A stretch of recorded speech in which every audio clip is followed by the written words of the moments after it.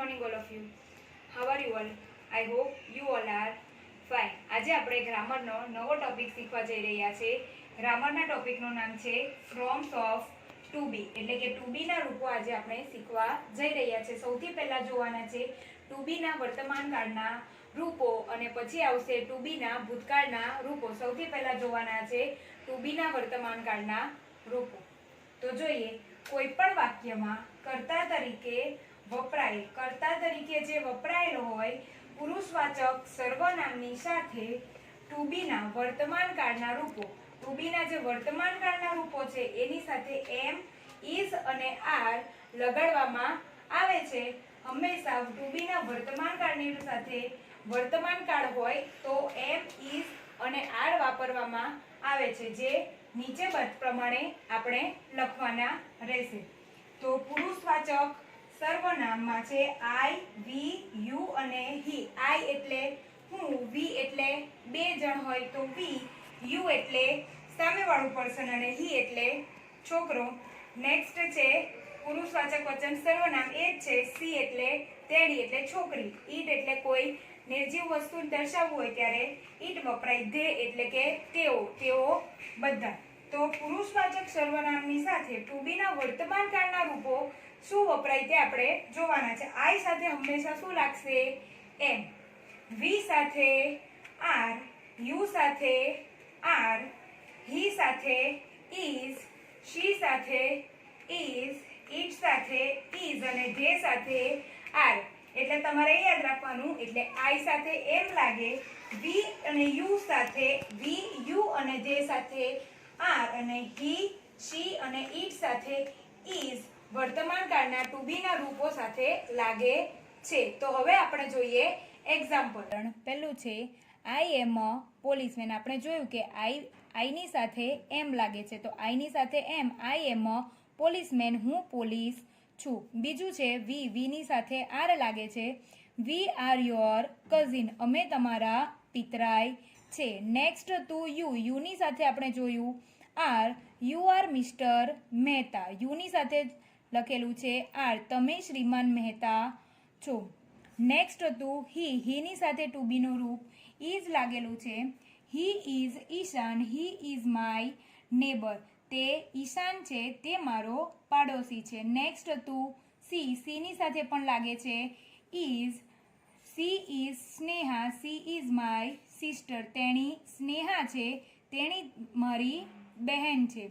Next to eat, ઈટની સાથે પણ લાગે છે is, it is a cat, it is my pet, એટલે કે તે બિલાડી છે, તે મારી પાલતુ છે. નેક્સ્ટ ટુ ધે, ધેની સાથે લાગે છે ટુ બીનું રૂપ આર, તો ધે આર માય ફ્રેન્ડ્સ, તેઓ મારા મિત્રો છે. યાદ રાખવાનું છે, જો વાક્યમાં કર્તા તરીકે એક વચન સામાન્ય નામનો ઉપયોગ થાય તો ઇઝ વાપરવામાં આવે છે, અને જો બહુવચનનો ઉપયોગ થાય અથવા તો નામ હોય, પર્સન આપેલા હોય એક કરતાં વધારે તો આર લખવામાં આવે છે. એક વચન હોય એટલે કે એક પર્સન હોય તો પણ ઇઝ વપરાય અને સામાન્ય નામ હોય તો પણ ઇઝ વપરાય.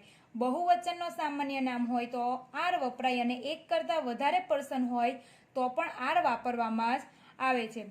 એક્ઝામ્પલ છે a sparrow is in the nest. Sparrow એક વચન છે, સામાન્ય નામ, એટલે a sparrow in the nest, સ્પેરોની સાથે ઇઝ લખાયેલું છે. નેક્સ્ટ છે a jug is on the table. A jug એક વચન છે એટલે એની સાથે લાગેલું છે is. On the table, jug ટેબલની ઉપર છે. Next vegetables are in the basket. Vegetables એટલે કે બહુવચન છે એટલે વેજીટેબલ્સની સાથે લગાવેલું છે આર. વેજીટેબલ્સ એટલે કે શાકભાજીઓ બાસ્કેટની અંદર છે. Childrens are in the fair. બાળકો છે ફેર એટલે કે મેળામાં છે. ચિલ્ડ્રન બહુવચન કહેવાય એટલે કે ચિલ્ડ્રનની સાથે લખેલું છે આર. હવે તમારે આ યાદ રાખવાનું છે કે અંગ્રેજીની વાક્યની શરૂઆત કરે ત્યારે શરૂઆતમાં કેપિટલ અક્ષરથી જ થાય છે. જેમ કે I am soldier, Ratan Singh is my brother. તમે જોયું કે વાક્યની શરૂઆત થઈ છે તો પહેલો અક્ષર કેપિટલ રાખવામાં આવેલો છે.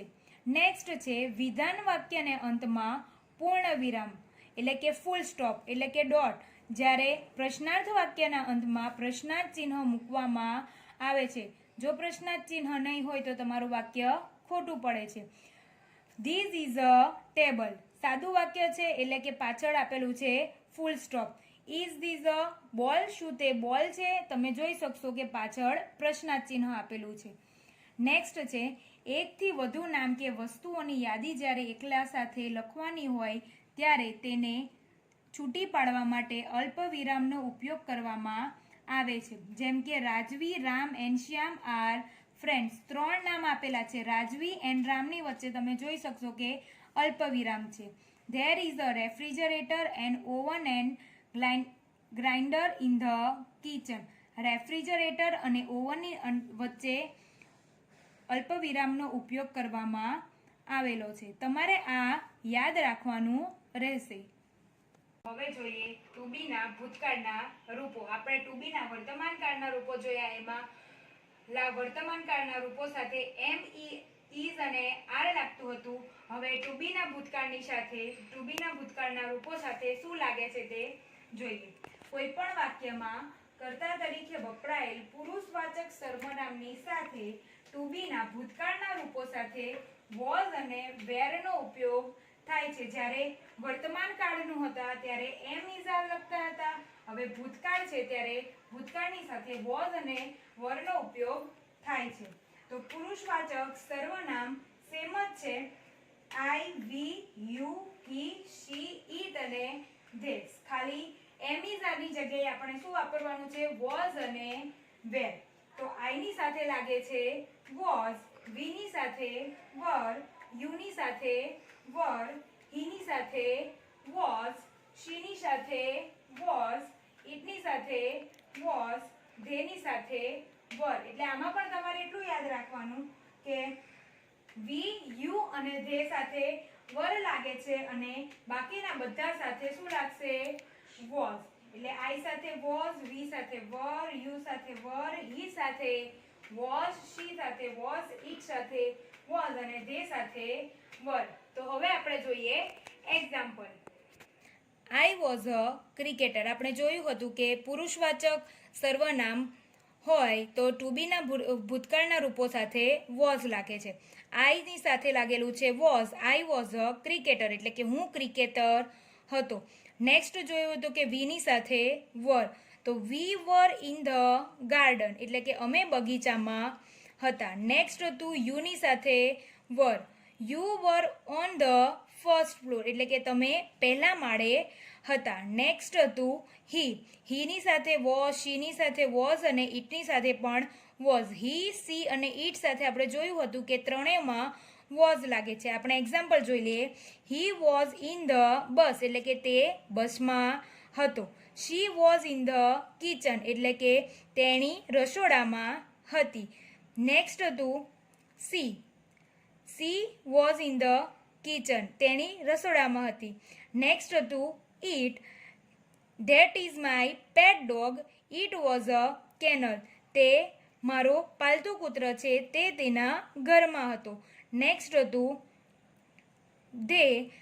ધેની સાથે લાગે છે were. They were in the theatre તે થિયેટર એટલે કે નાટ્યગૃહમાં રહેતા હતા.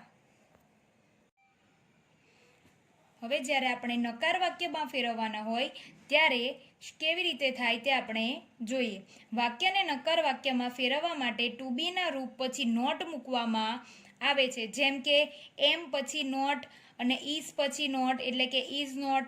આર અને નોટ સાથે આર નોટ, વોઝ નોટ અને વર નોટ. હવે આના જે ટૂંકા રૂપ હોય તેમ પણ તમે લખી શકો છો. ઇઝ નોટનું ઇઝન્ટ, આર નોટ હોય તો આરન્ટ, વોઝ નોટ હોય તો વોઝન્ટ અને વર નોટ હોય તો વરન્ટ.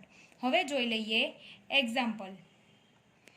પહેલું છે Ranjit was not a cricketer. Was નોટની જગ્યાએ તમે વોઝન્ટ પણ લખી શકો છો. Ranjit wasn't cricketer. Ranjit cricketer ન હતો. Next Rahul and Riya were not friend. તમે વર નોટની જગ્યાએ વરન્ટ પણ લખી શકો છો. Rahul and Riya weren't friend. Rahul અને રિયા મિત્રો ન હતા. Next Harsh mother is not a teacher. Is નોટની જગ્યાએ isn't. Harsh mother isn't teacher. હર્ષના માતાશ્રી શિક્ષિકા નથી. Next, her husband is not a doctor. Is નોટની જગ્યાએ ઇઝન્ટ પણ લખી શકાય. Her husband isn't a doctor. તેણીના પતિ ડોક્ટર નથી. Next, they were not in the playground. Were નોટની જગ્યાએ વરન્ટ પણ લખી શકાય. They weren't in the playground. તેઓ રમતના મેદાનમાં ન હતા. Last, actors are not on the stage. એની આર નોટની જગ્યાએ aren't. Actors aren't on the stage. કલાકારો સ્ટેજ એટલે કે મંચ પર નથી.